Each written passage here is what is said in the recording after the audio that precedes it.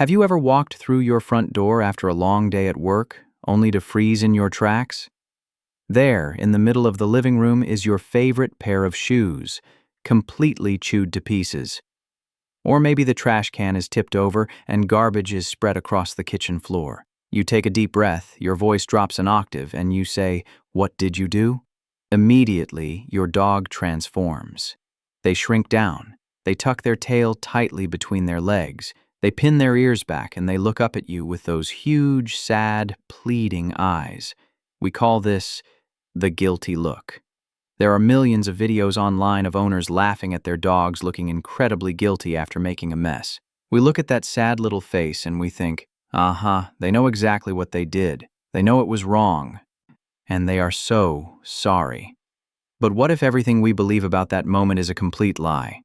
What if I told you that in that exact moment your dog is not feeling guilt? They are not feeling remorse.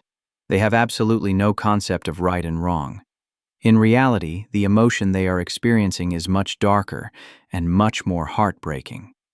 Today we are going to look at the devastating truth behind the guilty dog myth. We will explore the ancient biology of what they are actually doing, and I will show you the 4 secret, subtle signs your dog uses to beg for your forgiveness. To understand how a dog apologizes, we first have to completely destroy a human myth. Guilt is a highly complex moral emotion. To feel guilt, you must have a moral compass, a strict understanding of good versus evil, and the ability to reflect on past actions and judge yourself. Neuroscientists have mapped the canine brain, and the results are clear. Dogs do not possess the cognitive ability to feel moral guilt. So, if they aren't feeling guilty about chewing up your shoe, why do they look so sad and terrified? Because they are reading you. Dogs are masters of reading human energy and body language. When you see that chewed up shoe, your breathing changes. Your shoulders tense up. Your facial expression hardens and your voice changes. Your dog doesn't associate your anger with the shoe they chewed 3 hours ago. Dogs live entirely in the present moment. All they know is that right now, the person they love most in the world has suddenly become a predator. They aren't saying, "I'm sorry I ate the shoe." They are saying, "Ice, you are terrifying right now, and I am terrified you are going to kick me out of the pack." In biology, the guilty look is actually called appeasement behavior. It is a desperate survival mechanism passed down from wolves. When a lower-ranking wolf makes the alpha angry, they must immediately de-escalate the situation, or risk being attacked or abandoned. Your dog is performing appeasement. They are throwing up a white flag. Let's look at the 4 specific ways they do this. Sign number 1, averting the gaze. When humans apologize to each other, we demand eye contact. We say, "Look at me when I'm talking to you." If someone looks away while apologizing, we think they are lying or being disrespectful. Because of this, when we scold our dogs and they refuse to look us in the eye, we often get angrier. We think they are being stubborn or ignoring us. But in the language of dogs, a direct, hard stare is an aggressive challenge. It means I want to fight. When your dog realizes you are angry, the very last thing they want to do is challenge you. So they deliberately turn their head away. They are exposing the side of their neck, making themselves vulnerable. Often they will keep their head turned, but track you with the corners of their eyes, exposing the white parts of their eyes, a phenomenon known as whale eye. This is not disrespect. This is deep submission. They are screaming in canine body language, "I surrender. I do not want conflict. Please don't hurt me." By forcing them to look you in the eye when you are mad, you are forcing them to challenge you against their will. Sign number 2, the low wag.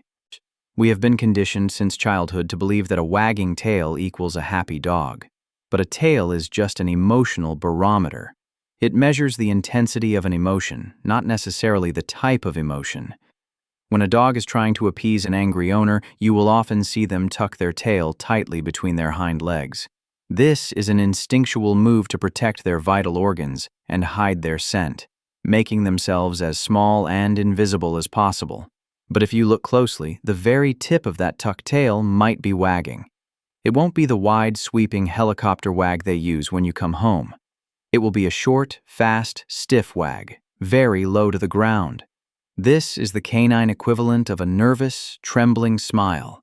Imagine being pulled over by a terrifying police officer and you give a small, "my nervous smile" just to show you are cooperating. That is the low wag. It is a sign of intense internal conflict. Half of their brain is telling them to run away from your angry energy, but the other half, the half that loves you desperately, is telling them to stay and try to fix the relationship. Sign number 3, displacement signals. This is the sign that confuses humans the most. You are in the middle of scolding your dog for digging a hole in the yard, and suddenly, they yawn. Or they start rapidly licking their own nose and lips, or they suddenly sit down and start scratching their ear. Many owners see this and think, "Are you kidding me? I'm yelling at you and you are bored. You're falling asleep." Pause. They are not bored. They are incredibly stressed. In canine psychology, either these are called displacement behaviors or calming signals. When a dog's nervous system is completely overwhelmed by your anger, their brain short circuits.